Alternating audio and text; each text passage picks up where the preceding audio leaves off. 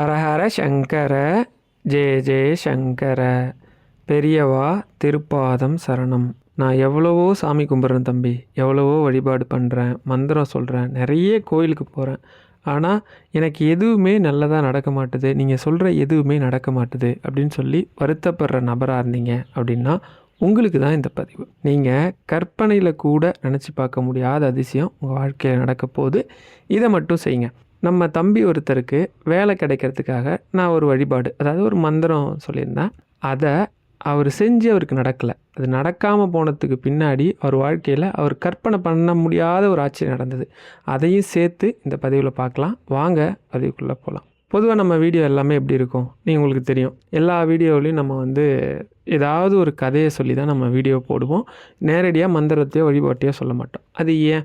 நிறைய பேர் கேட்டாங்க, நீங்கள் சொல்ல போகிற மந்திரம் ஒரு வார்த்தையோ ஒரு வரியோ இல்லை சின்னோண்டு வழிபாடு தான் சொல்கிறீங்க, அது எல்லாருனாலையும் செய்ய முடிஞ்சதா, ஏன் போட்டு சுற்றி வளைச்சி சொல்ல வேண்டியது இருக்குது அப்படின்னு ஒரு சிலர், நிறைய பேர் கிடையாது, ஒரு சிலர் மட்டும் கேட்டிருந்தாங்க. நான் ஏன் அதை செய்கிறேன் அப்படின்னு நிறைய தடவை சொல்லியிருந்தா கூட திரும்ப சொல்கிறேன். உங்களுக்கு ஒரு ஆழமான நம்பிக்கை வரும் அப்படிங்கிறதாலையும், ரெண்டாவது ஒருத்தருக்கு நம்பிக்கையை உண்டு பண்ணுறது கடவுளுக்கு அர்ச்சனை பண்ணுறதுக்கு சமம். அதான் பெரியவாவோட திருவாக்கால பெரியவா சொன்னது என்ன அப்படின்னா, நீங்கள் ஒரு கஷ்டப்படுற ஒரு ஏழைக்கு உணவு வாங்கி கொடுத்தீங்க அப்படின்னா பகவானுக்கு அபிஷேகம் பண்ணால் என்ன பலன் கிடைக்குமோ அது கிடைக்கும். ஒரு மனசுடைஞ்சு போயிருக்கிற நபருக்கு ஒரு ஆறுதலான வார்த்தை சொன்னீங்க அப்படின்னா உலகத்தில் உள்ள எல்லா பொருளையும் கொண்டு இறைவனுக்கு அர்ச்சனை பண்ணால் என்ன பலன் கிடைக்குமோ அது கிடைக்கும். என்னால் மேலே சொன்ன சில விஷயங்களில் தொடர்ந்து பண்ண முடியுமான்னு தெரியல, ஆனால் கஷ்டத்தில் இருக்க ஒருத்தருக்கு நம்பிக்கை வர மாதிரி என்னால் பேச முடியுது அப்படிங்கிறதுனால தான் நான் அதை எப்பயுமே தொடர்ந்து பண்ணுறேன். நமக்கு வேண்டப்பட்ட தம்பி ஒருத்தர் என்ன பண்ணார் அப்படின்னா, அண்ணே இந்த மாதிரி என்னை பற்றி அவருக்கு தெரியும், ஆனால் எனக்கு ஏதாவது ஒரு வழிபாடு சொல்லுங்கண்ணே, நான் ரொம்ப நாளாக வேலைக்கு ட்ரை பண்ணிகிட்டு இருக்கேன், எனக்கு இன்னும் ஒரு 10 நாள், அவர் சொன்னார் ஒரு 7-8 நாள்லேருந்து 10 நாளுக்குள்ளேன்னு வச்சுக்கோங்களேன், எனக்கு ஒரு இன்டர்வியூ இருக்குது, அந்த வேலை மட்டும் எனக்கு கிடைச்சிட்டா நல்லா இருக்குண்ணே, நான் ரொம்ப சிரமப்பட்டுட்டு இருக்கிறேன், ரொம்ப கஷ்டமாக இருக்குதுன்னு சொன்னார். அப்புறம் சார் அவரோட நிலைமையெல்லாம் என்கிட்ட சொன்னோடனே நான் என்ன சொன்னேன்னா, நம்ம ஒரு வீடியோ போட்டிருக்கிறோம். என்ன அப்படின்னா, இந்த மந்திரத்தை சொன்னால் 100% வேலை கிடைப்பது உறுதின்னு சொல்லி ஒரு வீடியோ போட்டிருக்கோம். அது வேற ஒருத்தங்க சொன்ன மந்திரம், அதை பற்றி சொல்லி அந்த கமெண்ட் எல்லாம் பற்றி சொல்லி தான் நம்ம வீடியோவே போட்டிருந்தோம். அது நிறைய பேருக்கு, நான் எனக்கு தெரிஞ்ச நிறைய பேருக்கு அது நல்லா சக்ஸஸ்ஃபுல்லாக போயிருக்குன்னு வாட்ஸ்அப்பில், இமெயிலில், அப்புறம் ஃபோன் காலில் இப்படி சொல்கிறாங்க. அதனால் நல்லா இருக்குது தம்பி, நீங்கள் கூட ஃபாலோ பண்ணுங்கள் அப்படின்னு அவருக்கு சொல்லிட்டேன். அந்த வீடியோவையும் அனுப்பிச்சு இதில் இருக்கிற மாதிரியே நீங்கள் ஃபாலோ பண்ணுங்கள், அதில் இருக்க மாதிரி தான் அவங்களும் செஞ்சுருக்காங்கன்னு தான் அவரும் ட்ரை பண்ணார். அதே மாதிரி செஞ்சுட்டே இருந்தார். கரெக்டாக அன்னைக்கு இன்டர்வியூக்கு போயிருக்காரு. இன்டர்வியூ போனால் என்ன ஆச்சு அப்படின்னா, அவருக்கு வேலை கிடைக்கல. அவர் ரொம்ப வருத்தமாக, எப்பயுமே அவர் எனக்கு ஃபோன் பண்ணுவார், நான் அவருக்கு ஃபோன் பண்ணி என்ன ஆச்சு அப்படின்னு கேட்டேன். இல்லைண்ணே வேலை கிடைக்கல அப்படின்னு சொல்லி ரொம்ப வருத்தப்பட்டு அப்புறம் சொன்னார், நான் நீங்கள் சொன்ன மாதிரி ரொம்ப நம்பிக்கையோடு அந்த மந்திரம் சொல்லிட்டு இருந்தேன், ஆனால் பார்த்தீங்கன்னா எனக்கு ரிசல்ட் நெகட்டிவ்னு வந்துச்சு. ரொம்ப எனக்கு இப்போ என்ன சொல்கிறதுனே தெரியல, எதை நம்புறதுன்னு தெரியல, நான் ஏன் இவ்வளோ கஷ்டப்படுறேன்னு எனக்கு தெரியல, ரொம்ப விரக்தியாக பேசினா. அப்புறம் நான் சில விஷயங்கள்லாம் சொல்லிட்டு அவருக்கு ஒரு விஷயம் சொன்னேன். அவருக்கு என்ன ஒரு ஆச்சரியம் நடந்தது அப்படிங்கிறத அப்படியே பின்னாடி சொல்கிறேன். பெரியவாவோட தீவிரமான பக்தை ஒருத்தங்க, பெரியவான்னா அவங்களுக்கு உயிர். பெரியவாவை மீறி எதையுமே செய்ய மாட்டாங்க, பெரியவாட்ட கேட்காம எதையும் செய்ய மாட்டாங்க. அப்படி பெரியவா மாடத்தில் இருந்தால் மாதத்தில் ஒரு 10 தடவையாவது பெரியவா நேரில் தரிசனம் பண்ணிவிட்டு ஒரு 5 நிமிஷமாவது பெரியவாட்ட பேசிட்டு போனால் தான் அவங்களுக்கு ஒரு திருப்தியே. வாழ்கிறதே அப்போ தான் ஒரு இதாக இருக்கிற மாதிரி இருக்கும், சந்தோஷமாக இருக்கிற மாதிரி இருக்கும். இல்லாட்டி அவங்களுக்கு ஏதோ வெறுமை இருக்கிற மாதிரி இருக்கும். அப்படி ஒரு தீவிரமான பக்தை பெரியவா. எங்கேயாவது முகாம் போட்டிருந்தா கூட மாதத்தில் ஒரு 2 தடவையாவது போய் தரிசனம் பண்ணிடணும். அப்படி இருக்கக்கூடிய அந்த பக்தைக்கு 3 பசங்க, 3மே ஆம்பளை பசங்க. அதில் 2வது பையனுக்கும் பெரியவானா உயிர். மற்றவங்களுக்குலாம் பெரியவா தெரியும், வருவாங்க, சாமி கும்பிடுவாங்க, அந்த அளவுக்கு தீவிரமான பக்தி கிடையாது. 2வது நபருக்கும் கூட பெரியவானா ரொம்ப உயிர். அந்த 2வது நபருக்கு கல்யாணமாகி குழந்தைலாம் இருக்குது. ஒரு நாள் அவர் தூங்கிட்டு இருக்கும்போது ஒரு கனவு வருது. என்ன கனவு வருது அப்படின்னா, எனக்கு ஒரு 6000 ரூபாய் பணம் வேணும்டா, நீ கொண்டு வந்து தரியா சாயந்தரம் அப்படின்னது. இவர் தூங்கி எழுந்தவுடனே மனைவி கிட்ட சொல்றாரு, இந்த மாதிரி பெரியவா என் கனவுல வந்தாங்க, ஒரு 6000 ரூபாய் பணம் கொண்டுட்டு வர சொல்லி கனவு வந்துச்சு. நாம பெரியவா கனவுல வர்றது சாதாரண விஷயம் இல்லை, இதை உதாசீனப்படுத்த வேண்டாம், எதுக்கும் 6000 ரூபாய் கொண்டு போவோம், பெரியவாட்ட நடந்த விஷயத்த சொல்லுவோம், வாங்கிக்கிட்டு. ஏன்னா பெரியவா பணமாக யார்ட்டையும் எதுவுமே கேட்கவே மாட்டாங்க. எவ்வளோ பெரிய பெரிய பணக்காரர்கள், டாட்டாலாம் கூட வந்திருக்கிறாரு.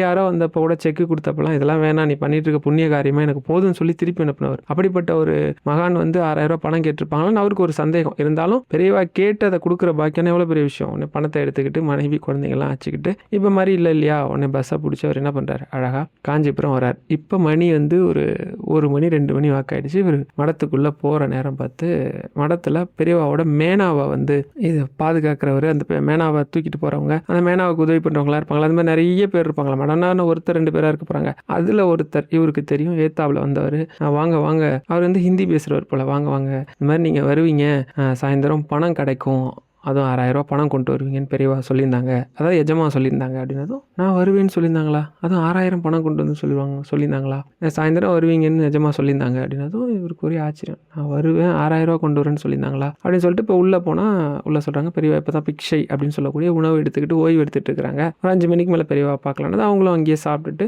காத்துக்கிட்டு இருக்கிறாங்க. அப்படி காத்துட்டு இருக்கும்போது சரியாக 5 மணிக்கு மேலே பெரியவா தரிசனத்துக்கு வராங்க. வந்த உடனே இந்த நபரை பார்த்துட்டு, என்ன நல்லா இருக்கியா, என்ன ஏதுன்னு அந்த குடும்ப நல விசாரணை எல்லாம் முடிஞ்ச உடனே, இந்த மாதிரி பெரியவான்னு அவர் சொல்ல ஆரம்பிக்கிறதுக்கு முன்னாடி, ஒரு 6000 கொண்டு வந்திருக்கல்லப்பா, அதை வெளியில் மேனா தூக்குறவர் இருப்பார், அவர் பேரை சொல்லி, அவர் தான் உனக்கு தெரியுமே, அவர் அழைச்சிட்டு வா அப்படின்னது, போய் அழைச்சிட்டு வந்தோடனே அவர் கையில் இதை கொடுத்துரு அப்படின்னது இவருக்கு ஒரே ஆச்சரியம். என்னடா அது, கனவுல சொன்ன மாதிரியே பெரியவா நம்மகிட்ட பணம் கேட்டுங்க. அவர் ஒன்றும் பெரிய வேலையில தான் இருக்கிறார், 6000 ஒன்றும் பெரிய கஷ்டமான பணம் கிடையாது. அவருக்கு கொடுக்க போகிற நிமிஷம் பெரியவா கேட்குறாங்க, உனக்கு ஒன்றும் சங்கடம் இல்லையே, ஒன்றும் கஷ்டப்பட்டு இதை ரெடி பண்ணினியா அப்படின்னு கேட்டதும், இல்லை பெரியவா அப்படிலாம் இல்லை, நீங்கள் கேட்டது எனக்கு எவ்வளோ பெரிய பாக்கியம், இவ்வளோ பேர் இருக்கா, இதில் இவங்களெல்லாம் விட்டுட்டு என்கிட்ட கேட்டிருக்கீங்களே, எவ்வளோ பெரிய புண்ணியம், இதை நான் செய்யாமல் இருக்கக்கூடாதுல்ல அப்படின்னு சொல்லிட்டு அவர் ரொம்ப சந்தோஷமாக தான் கொடுக்குறேன் அப்படின்னு சொல்லி கொடுத்தோடனே, இதை வச்சு உன் பொண்ணு கல்யாணத்துக்கு ஏதோ செலவுலாம் இருக்கு, நீ பார்த்துக்கோ அப்படின்னு தான் அவர் போகிறார். போகும்போது அவர் உட்காந்து மறுபடியும் பிரசாதம் கொடுத்துட்டு, ஏன் இத்தனை பேர் இருக்கும்போது உன்கிட்ட கேட்டேன்னு உனக்கு ஒரு எண்ணம் அதானே, சரி அவர் போகிறார்ல அவர்கிட்டயே கேட்டு தெரிஞ்சுக்கோ அப்படின்னது. இப்போ அவர் பின்னாடியே போய், ஒரு நிமிஷம் நில்லுங்க,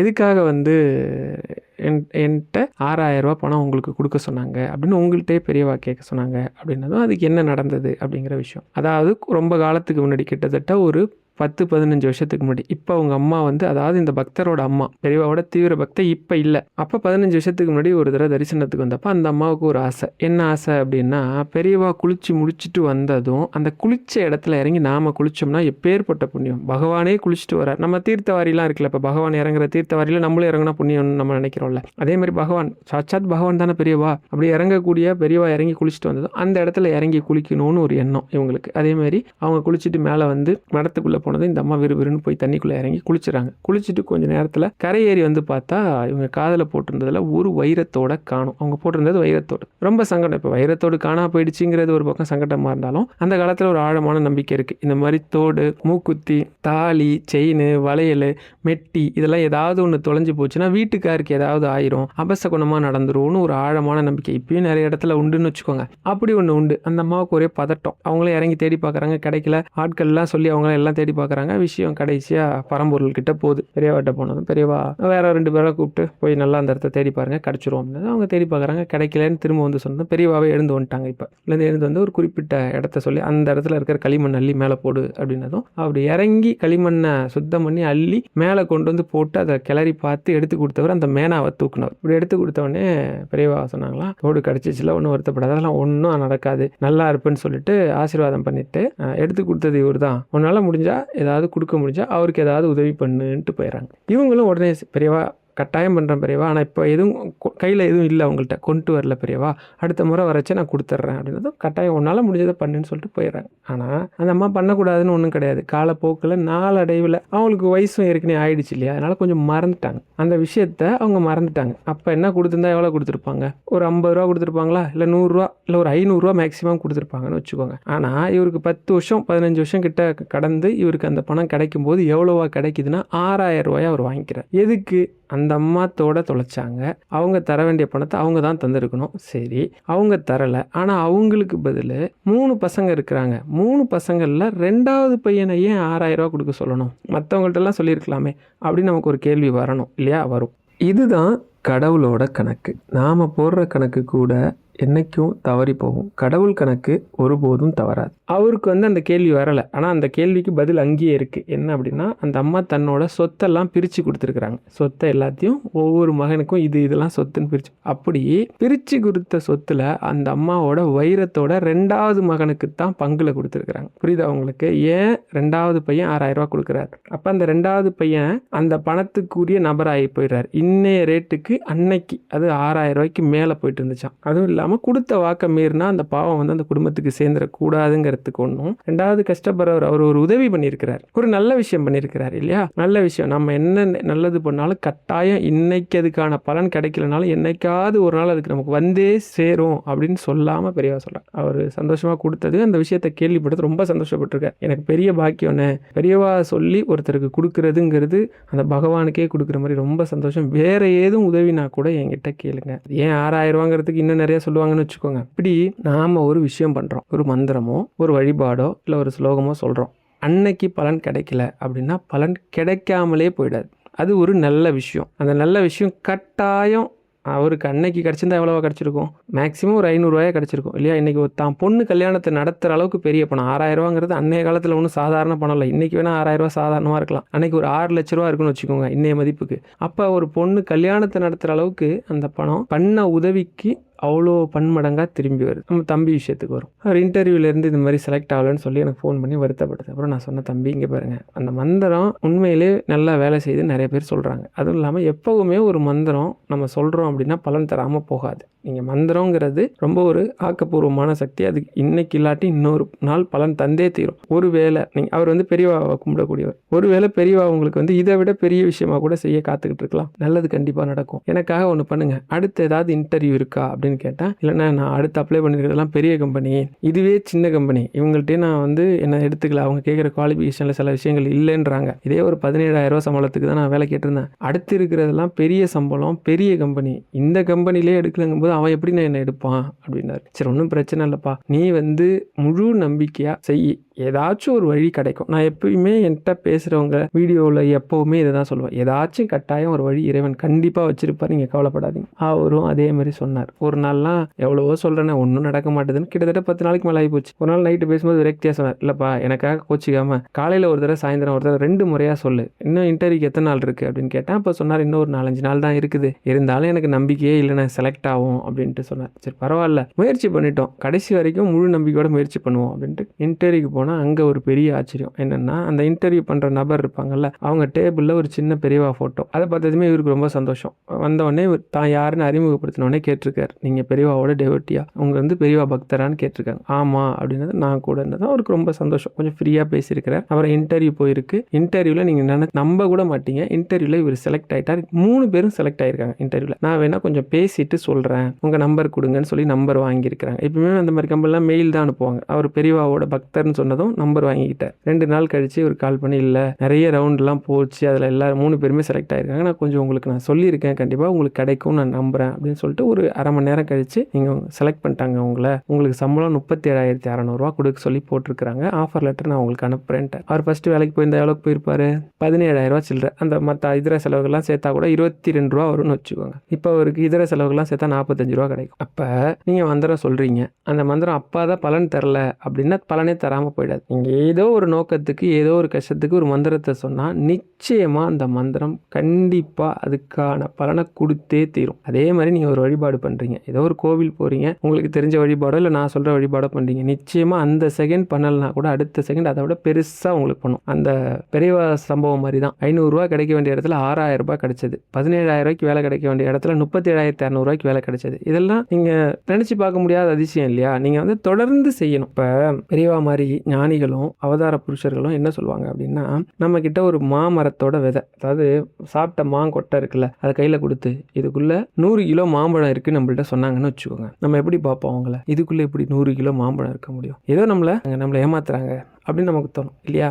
ஆனால் அது உண்மை இல்லை அப்படின்னு நம்ம சொல்லுவோம், அப்படி தானே? நம்ம கையோடு நம்மளை கூட்டிகிட்டு போய் ஏதாவது ஒரு இடத்துல நம்ம கையாலே மண்ணை கொஞ்சம் தோண்ட சொல்லி அந்த மாவிதையை போட்டு மூடிட்டு அன்னைக்கு தேதியை எழுதி ஒரு நோட்டில் வாங்கிக்கிட்டு 10 வருஷம் கழித்து நம்மளை அழைச்சிட்டு போய் அந்த இடத்துல நிப்பாட்டினாங்கன்னு வச்சுக்கோங்க, அது ஒரு பெரிய மாமரமாக இருக்கும். ஒரு வருஷத்துக்கு குறைஞ்சது 50 கிலோ காய்க்குன்னு வச்சுக்கோங்க, 2 வருஷத்தில் 100 கிலோ காய்ச்சிருக்கும். பெரியவா மாதிரி ஞானிக்கும் மகான்களுக்கும் தான் அந்த மா விதைக்குள்ளே இருக்கிற மாமரத்துக்கு எவ்வளோ சக்தி இருக்குன்னு தெரியும், நமக்கு தெரியாது. அது மாதிரி தான் மந்திரங்கிறது ஒரு வரி தான் இருக்குது, இத்தினோண்டு தான் இருக்குது, இதெல்லாம் எப்படி பலன் தரும்? தினமும் செஞ்சு பார்த்துருக்கிறேன், எனக்கு அந்த விஷயத்த அது ஃபுல்ஃபில் பண்ணி கொடுக்கல அப்படிலாம் சொல்லவே கூடாது. இப்போ மண்ணுக்குள்ளே நம்ம எல்லாத்தையும் போடுறோம் இல்லையா? எதை வேணால் போடுங்க, இந்த உலகத்தில் இதுதான் ஒரு அழிக்கவே முடியாத இரும்பு, ரொம்ப தரமானதுன்னு கொண்டு நீங்கள் மண்ணுக்குள்ளே போட்டு ஒரு 10 மாதம் மூடி வச்சுருந்தீங்கன்னு வச்சுங்களேன், 10வது மாதம் கழித்து திறந்து பார்த்தீங்கன்னா அங்கங்கே சின்ன சின்னதாக புள்ளி வச்சிருக்கும். என்ன அப்படின்னா அந்த இரும்பு துரு பிடிக்கும், அப்போ தான் கொஞ்சமாக ஆரம்பிக்கும். ஒரு 100 வருஷம் கழித்து அதில் சுத்தமாக செதஞ்சு போயிடும்னு வச்சுக்கோங்க. ஏன்னா உடனே மண்ணால் பண்ண முடியலனா கூட சின்னதாக அது வேலையை பார்த்துருக்கும். ஆனால் அப்படிப்பட்ட மண்